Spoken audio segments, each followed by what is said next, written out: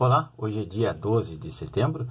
Esse vídeo dá início à série Nossas Façanhas no Paralelo 30 e ao final nós vamos entender por que o Brasil se encontra na situação em que está. Uma das maiores figuras polêmicas da história política do Rio Grande do Sul foi Júlio Prats de Castilhos. Era advogado, político e jornalista e presidiu o estado do Rio Grande do Sul por 2 vezes. Ele escreveu a Constituição do Estado do Rio Grande do Sul, foi deputado federal constituinte em 1891, depois ele foi eleito pela primeira vez em 15 de julho de 81, mas foi deposto por um golpe de Estado 4 meses depois. Ele se candidatou novamente e concorreu, assumindo o cargo em 25 de janeiro de 1893 e foi até 1898. Quando ele assumiu, já começou a Revolução Federalista para derrubá-lo.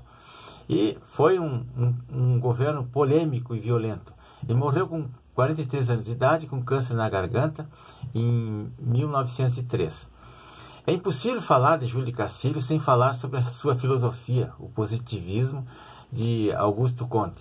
Ele era um positivista fanático, criou até um templo positivista em Porto Alegre, juntamente com outros adeptos, que existe até hoje na Avenida João Pessoa.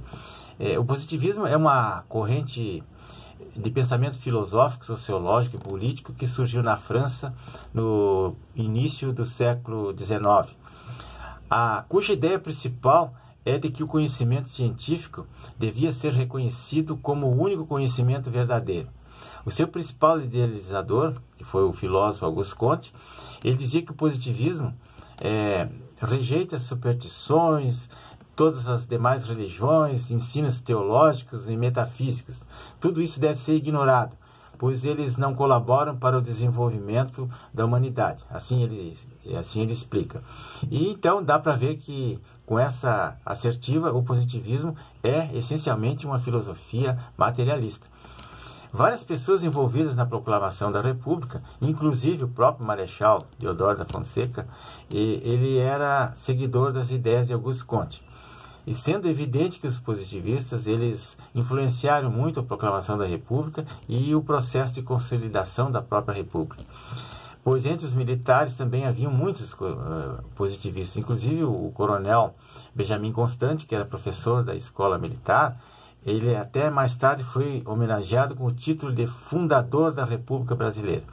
E ele era positivista. A forma da bandeira do Brasil, como está ali, como a gente vê, com aquela frase, aquele lema, ordem e progresso, ele foi extraído de uma frase kantiana, que é a frase de Auguste Comte, dizia: o amor por princípio, a ordem por base e o progresso como fim. Então, representando essas aspirações de justiça, de fraternidade e de progresso, é que eles adotaram aquela frase na bandeira. O Júlio de Castilhos ele fundou o Partido Republicano Rio-Grandense, um dos mais fortes que teve até hoje aqui, isso em fevereiro de 1982, juntamente com outros colegas e contemporâneos intelectuais, como Pinheiro Machado, Venâncio Aires, Demétrio Ribeiro, Alcides Lima, Apolônio Porto Alegre, que era um escritor, um intelectual, Ramiro Barcelos, Assis Brasil, Sesimbra Jacques, que era um militar que lutou na Guerra do Paraguai, foi instrutor do Colégio Militar e hoje ele é patrono do movimento tradicionalista gaúcho, Dr. Carlos Barbosa, Augusto Pestana, entre outros. Então, o Júlio de Castilhos era um homem de personalidade muito forte, era um líder positivista e a sua liderança surgiu com uma corrente chamada de castilismo, que vigorou na política, dominou a política gaúcha durante toda a Primeira República, desde 1993 até 1937, quando Getúlio criou o Estado Novo. Então, Castilho ele foi sucedido depois no poder por o seu amigo Borges de Medeiros, e depois Dr. Carlos Barbosa, depois Getúlio Vargas, depois Flores da Cunha, e assim eles iam se sucedendo no poder, sempre dentro do mesmo Partido Republicano. Eles iam se reelegendo e iam ficando no poder. Então, assim que assumiu o governo, em 1893, já começou a Revolução Federalista, conhecida como a Revolução da Degola, que durou 2 anos e meio, foi até 1895. E esse conflito foi um dos mais sangrentos do solo brasileiro.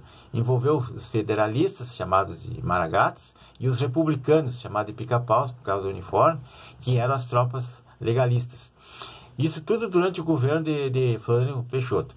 Os revoltosos, eles eram contra a ação do governo federal, e após a renúncia do Marechal Deodoro, que entrou Floriano, membros do Partido Federalista Rio-Grandense, liderados por Gaspar Martins e por Gumercindo Saraiva, eles se insurgiram contra o autoritarismo do governo de Júlio de Castilhos, que era apoiado pelo Marechal Floriano. Então eles visavam a deposição do Castilhos. E aí, nessa revolução, houve as maiores atrocidades, saques, degolas, para poupar munição, porque não tinham como sustentar os prisioneiros. Após cada combate, eles acabavam eliminando, segundo consta, os seus adversários. Esse conflito deixou mais de 10 mil mortos no Rio Grande do Sul, arrasou o Estado e a economia, né? E o presidente Prudente de Moraes, que sucedeu Floriano, depois encerrou esse conflito em 1895, anistiando os participantes. Mas, na verdade, o Gaspar Martins e o Gumercindo, eles não queriam a república, mas também não queriam a monarquia. Eles queriam um sistema parlamentarista ou um sistema que não fosse uma ditadura. Júlio de Castilho estava relacionado a quase todos os eventos ocorridos durante a Primeira República, né? Desde a proclamação. Então, até o chamado Estado Novo de Getúlio Vargas, tudo que se acontecia aqui, o Júlio de Castilho, mesmo depois de morto, continuava influenciando na política. Ele era um líder. Todos esses personagens que aparecem na capa do vídeo aí, são centenas deles, muitos não couberam ali, e estão diretamente envolvidos no castilhismo ou contra o castilhismo. As duas grandes revoluções que aconteceram após a Revolução Farroupilha, as duas maiores, que foi a federalista em 1893 e depois a Revolução de 1923, ambos envolviam os republicanos, os pica-paus, contra os federalistas, os maragatos, ou os colorados, de lenços vermelhos, libertadores. Então, alguns historiadores, como Décio Freitas, esse aqui, ele disse que o Júlio de Castilho foi um homem que inventou a ditadura no Brasil. Ele disse isso porque, pelo seu modo tirânico de governar, que ele era, e também ele governava sozinho, sem ouvir o parlamento, sem ouvir o poder judiciário, e também pela maneira que ele perseguia implacavelmente os seus adversários políticos, os seus inimigos, e também pela sua filosofia positivista. Então, pessoal, por favor, se inscreva no meu canal. Isso é História do Brasil. Depois nós vamos chegar à conclusão, no final dessa série, por que o Brasil vive essa situação. É pelos nossos problemas políticos, por nós não sabermos o suficiente, não termos o conhecimento político e das pessoas que nos lideram.